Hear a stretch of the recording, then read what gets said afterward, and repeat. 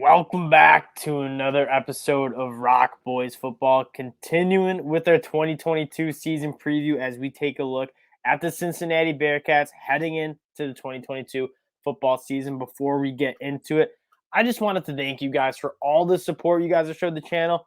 If you guys do like the content, consider subscribing to the channel. Almost 980 subscribers. You guys have been absolutely awesome with the sport, and I just love talking college football with all of you guys in the comment section. Without further ado, let's start talking some football. The Cincinnati Bearcats come in with probably one of the hardest projects of any college football team. They are losing a massive amount of production, but not only production, key starters. I mean, on both sides of the football. Now, Luke Fickell, this will be his biggest test yet. He's proved himself to be one of the best coaches in the country, and I don't think anybody would argue that. Now, one of the most important things for one of those elite coaches to do, think of the Nick Saban, the Dabo Sweeneys, is to replace your top talent. When you're sending guys off to the draft at the clip that Alabama and Clemson and what Cincinnati did last year, it is really important to be able to fill in those gaps. Now, we're going to take a look at a roster that has a lot of new faces, and it's an exciting time as they're moving to the Big 12 next year. Cincinnati has a lot of opportunity this year in their last year in the AAC to get some of these younger guys some burn and get ready for the Big 12 schedule next year. We're going to start at the quarterback spot. Quarterback battle between Ben Bryant and Evan Prater. In my mind, this should be a no-brainer. Evan Prater should be the starter. You watch this guy's high school film. It's absolutely phenomenal. I mean, big guy, very good arm, and he's very mobile. The playmaking is far beyond what Ben Bryant brings to the table. Ben Bryant had a good year at Eastern Michigan, 150 passer rating, 14 touchdowns, 7 interceptions, around 3,000 yards. That's a solid year. But, I mean, a step up from the MAC to the AAC where you're playing teams like Arkansas this year, the skill of the opponents is going to be a lot higher. And Evan Prater is the future. I mean, Ben Bryant would be a gap quarterback. That's, in my mind, a scared decision of not wanting to lose too many games. In my opinion, you give Evan Prater the QB1 spot and develop it. And now they're not returning a lot of guys. The one unit that is really, really good for the Cincinnati Bearcats is going to be this offensive line. And that's partially why I think Evan Prater should be the starter. He's going to be protected by 5 returning offensive linemen, 3 of which were all AAC guys, first teamers.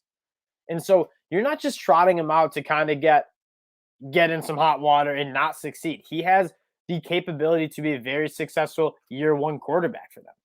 And I think he brings the highest skill value, the highest skill ceiling between him and Ben Bryant. And that's why I think he should be the starter. Now, taking a look at some of the skill guys on the offensive side of the ball, we normally start there, but we're going to start with the offensive line and how strong that's going to be, not only in pass protection, but the run game. But who is Evan Prater or Ben Bryant going to throw to? You're losing a ton of guys, one of which is Alec Pierce, a guy that I really liked in the 2022 NFL draft class, a guy with absolute vertical burners. He can go up and catch the ball pretty much over anybody, and he's great after the catch. What I think they're going to have to really lean on is some of those tight ends. They got 2 of the best tight ends in the country in Josh Wiley and Leonard Taylor. Josh Wiley going for 260 yards and 4 touchdowns last year. Leonard Taylor, 332 yards and 6 touchdowns. Those guys are going to be the safety blanket for whoever's starting at quarterback. A big body across the middle of the field in the flat who can go after the catch. Having a good tight end, 2 good tight ends, is going to be really helpful for whatever quarterback wins the starting spot. Now, where are you getting the juice and the explosiveness in your offense? We always talk about how it's so important for these college teams to have explosive plays. It is very hard to sustain a drive. Maybe not hard for Desmond Ridder, but it's very hard for most offenses to sustain 8, 10, 12-play drives and go 75 yards and score a touchdown. It's a lot easier, and the best offenses in the country find a way to hit those explosive plays. Which of those wide receivers are going to provide some of those explosive plays? You got guys like Trey Tucker, Tyler Scott, Jordan Thompson coming back. All guys, I mean, I think Tyler Scott goes for 520 yards. Trey Tucker, 426 yards. They are capable wide receivers, a guy to keep your eye on. Nick Marner from Hawaii. He is 6'6", 190 pounds. He's a beanpole, but he's very, very good vertically, and he's very, very good playing above the rim. And he can go up over any defender and catch a ball. And I think he's going to be a guy that might not be talked about preseason, but a guy who might emerge as one of their lead guys in that pass catching unit. Checked out his film from Hawaii, more of just his highlights, but he's very, very good vertically down the field and creating those explosive plays that are so important to offenses.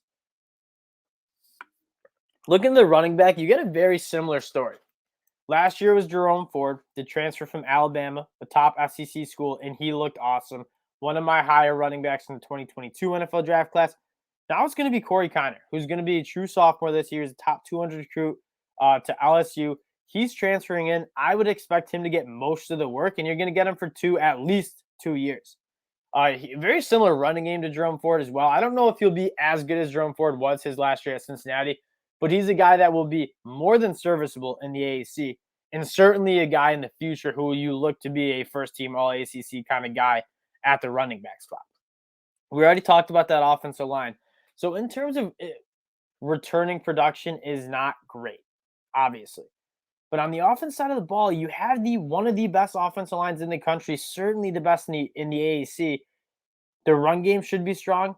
And then you can get Evan Prater, kind of some play action looks, get him outside the pocket where he's comfortable using his legs, throwing on the run. His two biggest skill sets, probably. And I think he should be pretty comfortable. The best friend to a quarterback is a good run game. And I think this run game should be pretty strong for Cincinnati coming into 2022.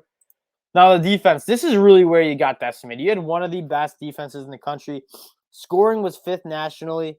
Total passing was 2 nationally, obviously, with guys like Sauce Gardner, Kobe Bryant, some of the best cornerbacks that we've seen. Probably the best cornerback tandem we've seen in college football in a really long time.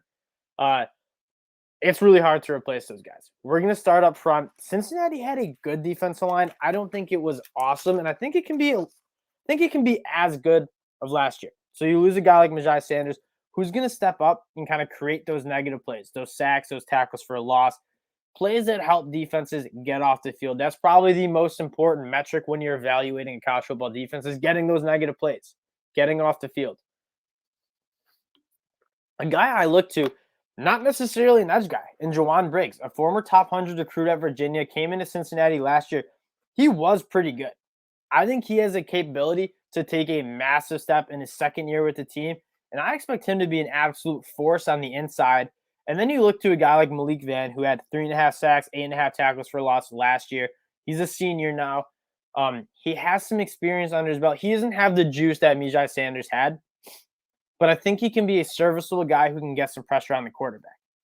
Looking towards the linebacker spot, again, you lose a guy like Darian Beavers, who is absolutely awesome in both the run and the pass game. You're going to look to a guy like Deshaun Pace, who has 95 tackles, 9 of those which were for a loss.